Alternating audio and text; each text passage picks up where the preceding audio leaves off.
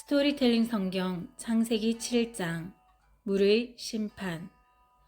누리에 엄청난 장대비 쏟아지니 하늘 아래 홀로 남은 구원의 방주 물 위에 150일 두둥실 떠있네. 마침내 큰 홍수가 온 땅을 뒤덮다. 창세기 7장 1절부터 24절. 큰 홍수가 내리기 7일 전 하나님의 말씀이 노아에게 임하셨다. 노아야, 이제 때가 되었다. 이래 후에는 큰 비가 내리기 시작할 것이다. 내가 밤낮으로 40일 동안 큰 비를 땅 위에 쏟아붓겠노라. 이미 말한 대로 땅 위에서 살아 숨쉬는 모든 것을 모조리 쓸어버릴 것이다. 그러면서 하나님은 노아에게 당장 할 일을 일러주셨다. 너는 지금 곧 내 식구들을 전부 데리고 배 안으로 들어가라.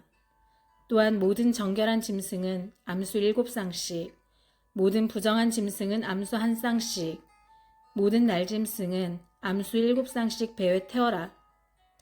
그래서 홍수가 지난 뒤 그것들의 씨가 땅 위에서 마르는 일이 없도록 하여라. 노아는 하나도 빠짐없이 그대로 행했다. 정결한 동물은 암수 7쌍씩, 부정한 동물은 암수 2쌍씩 드렸다.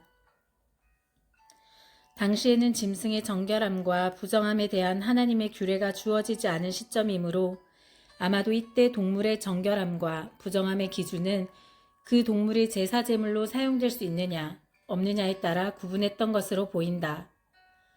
노아와 그의 가족들, 선택받은 동물들이 질서정연하게 때를 지어 방주 안으로 들어갔다.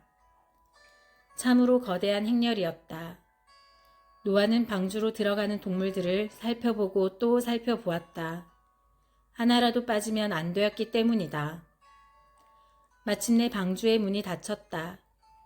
노아는 뒤쪽에서 문이 닫히는 소리를 들었다. 하나님이 손수 문을 닫아주신 것이다. 방주의 문은 안에서 열리지 않고 밖에서만 열리도록 되어 있었다. 방주의 문을 열고 닫는 것은 노아와 그 식구들이 아니라 전적으로 하나님의 손에 달렸다. 하나님이 열어주지 않으면 나갈 수도 없고 하나님께서 닫아버리면 어느 누구도 들어올 수가 없다. 하나님께서 완벽하게 방주와 방주 안의 사람들을 지키시는 것이다. 그로부터 7일 후 노아가 600세 되던 해 2월 17일 마침내 하나님의 말씀대로 비가 내리기 시작했다. 인류 역사가 시작된 이래 일찍이 없었고 이후에도 없을 전무후무한 대홍수였다. 하늘에서는 수문이 활짝 열린 듯 했고 땅 밑에서는 깊은 샘들이 터져 나온 것 같았다.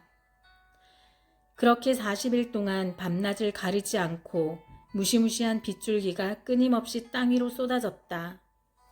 물은 시시각각 급속도로 불어났고 거칠게 소용돌이 쳤다. 사람들은 피할 곳을 찾아 달아나다 물속에 빠져 허우적거렸다. 노아 일행이 탄 방주 바깥은 그야말로 아비규환이었다. 사람들과 동물들의 울부짖음이 천지에 진동했다. 급격히 불어나는 홍수를 피해 모두가 좀 더 높은 곳으로 필사적으로 도망쳤다.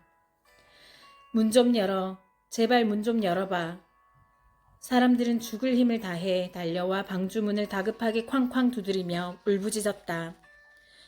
그러나 더 이상 기회는 주어지지 않았다. 하나님이 굳게 닫아버린 방주문은 결코 열리지 않았다. 그러는 사이에 거친 물이 확 밀려와 그들을 어디론가 쓸고 가버렸다. 어느새 노아 일행이 탄 방주는 물 위로 둥실 떠올랐다. 물이 더 크게 불어나자 방주는 물 위로 이리저리 떠다녔다. 물은 엄청난 속도로 무섭게 계속 불어났다. 오래지 않아 지구상의 모든 것들이 물 아래에 잠겼다. 가장 높은 산의 최고 봉우리조차도 물로 뒤덮였다. 땅 위에서 살아 숨쉬는 모든 것들이 죽어나갔다. 사람을 비롯하여 가축, 들짐승, 기어다니는 것들, 공중의 새들 모두가 가릴 것 없이 전부 죽고 말았다. 지옥이 따로 없었다. 물에서 살아갈 수 있는 동물 외에는 오직 방주 안에 있는 사람들과 동물들만 살아남았다. 홍수가 시작된 지 40일이 지나자 무섭게 쏟아지던 비는 그쳤다. 그러나 40일 동안 밤낮으로 쏟아진 비가 그친 후에도 물은 계속 불어나 온 땅을 출렁출렁 뒤덮었다. 무서운 심판의 물이 죄로 찢은 세상을 말끔히 씻어내고 있었다. 하나님께서 대청소를 하신 것이다. 하나님의 물청소는 호흡하는 모든 것들을 쓸어갔을 뿐만 아니라 죄까지도 깨끗하게 씻어버렸다. 이제 인류는 타락 이전의 에덴 동산의 시절로 돌아갈 수 있을까?